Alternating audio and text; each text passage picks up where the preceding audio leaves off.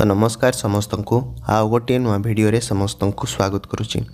आज्ञा जदि आपण मैंने ट्रेन रे यात्रा करुचंती ताहले आपण मानक पई वर्तमान गोटे खुशी खबर सामना को आसीची कि जनवरी मासरू आपण मानक पई कौन नुआ नियम वर्तमान सामना को आसीची आपण माने आजिर ए भिडियो रे संपूर्ण भल भाव रे जानि परिबे।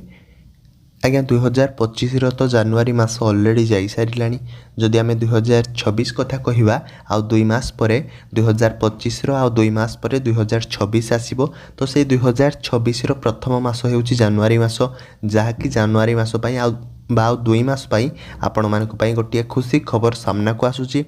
जदि आपण माने ट्रेन रे यात्रा करूछंती ताहले कौन से खुशी खबर वर्तमान सामना को आसुची आजिर भिडियो रे आपण माने संपूर्ण विषय रे जानि परिबे। आउ जदि आपण माने चैनल को सब्सक्राइब करि नाहती ताले वर्तमान भी समय अच्छी जाय कि चैनल को संगे संगे सब्सक्राइब कर दियंतु।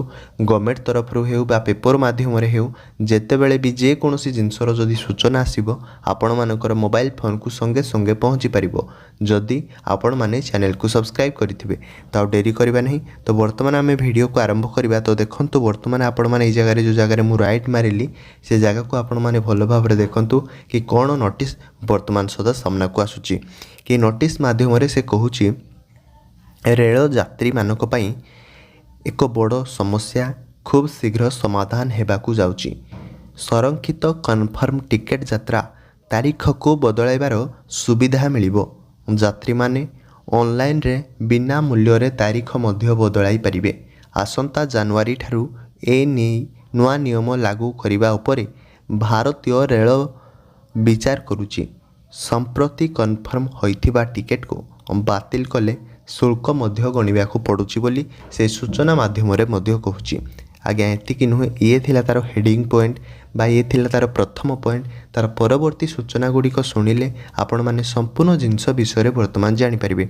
तो वर्तमान आमे तार परवर्ती सूचना उपरे नजर पकाइबा। से सूचना को देखिले आपण माने वर्तमान संपूर्ण जिनस जानि परिबे।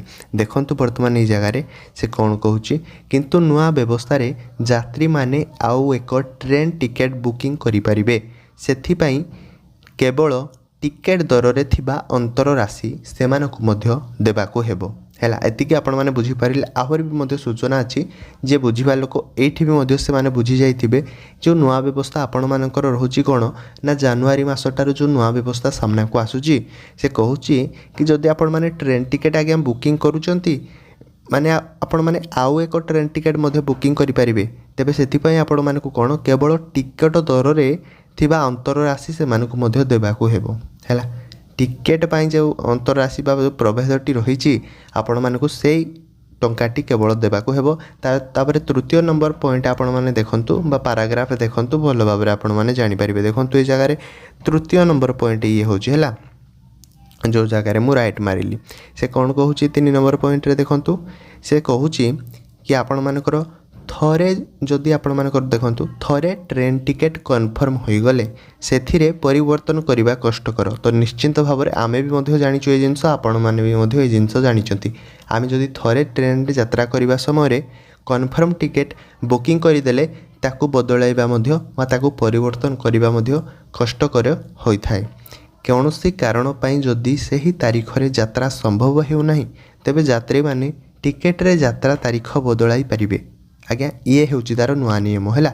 जदि आपण माने कन्फर्म टिकेट को आगरु कोन रूल थिला कन्फर्म टिकेट को आमे परिवर्तन करि पारु नथिले किंतु वर्तमान रूल रे आमे जदि आम पई संभव होउनी ए माने गोटे तारीख थिबो आपण माने से तारीख रे यात्रा करबा को चाहुथिबे किंतु आपण मानक पई से तारीख कोन गोटे भूल वशतः आपण मानकर होइथिबो किंतु से तारीख द्वारा आपण माने यात्रा करिया पारिबेनी। किंतु आपण माने जदि कन्फर्म टिकेट करि दैछंती आपण माने आगरु नियम कोन थिला ना आपण माने आउ ताकू बदलाई पारिबेनी। किंतु वर्तमान जो रूल आसुची वर्तमान रो नियम अनुसार जदि भी मध्य आपण माने कन्फर्म टिकेट करि दैछंती ताहाले भी मध्य आपण माने बदलाई पारिबे। हैला ए जिनस से आपण मान को कहूची जदि आपण माने कोन ना से तारीख अनुसार जदि आपण माने यात्रा करि पारु नाहती ताहाले भी मध्य आपण माने से कन्फर्म टिकेट को बिना किछि मूल्य रे आपण माने बदलै पारिबे बोली से सूचनाटी वर्तमान दउची। हैला कोन से कहूची आपण माने देखंतु भलो भाबरे। तापरे देखंतु ए जगह रे କୌଣସି କାରଣ ପାଇଁ ଯଦି ସେହି ତାରିଖରେ ଯାତ୍ରା ସମ୍ଭବ ହେଉନାହିଁ ତେବେ ଯାତ୍ରୀମାନେ ଟିକେଟରେ ଯାତ୍ରା ତାରିଖ ମଧ୍ୟ ବଦଳାଇ ପାରିବେ।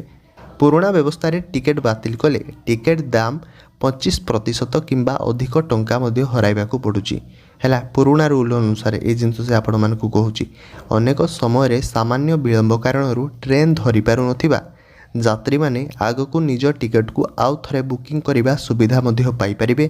ଫଳରେ ବାତିଲ ଫିସ୍ ବାବଦରେ ସେମାନଙ୍କୁ ଆଉ ଟଙ୍କା ବି ମଧ୍ୟ ଆଜ୍ଞା ହରାଇବାକୁ ପଡ଼ିବ ନାହିଁ ବୋଲି ସେ ସୂଚନା ହିସାବରେ କହୁଛି। ଆପଣମାନେ ଜାଣିପାରିଲେ ଏତିକି ଜିନିଷ।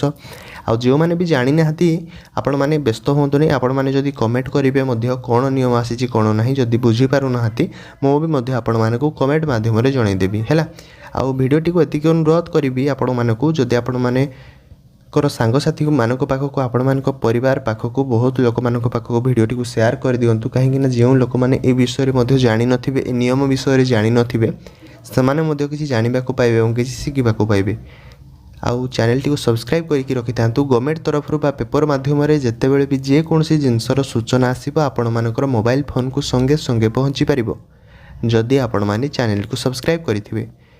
ତାହେଲେ ରହୁଛି, ଆଉ ଗୋଟିଏ ଭିଡ଼ିଓରେ ଆପଣମାନଙ୍କ ସହ ପୁଣି ଦେଖା ହେବ। ଜୟ ଜଗନ୍ନାଥ।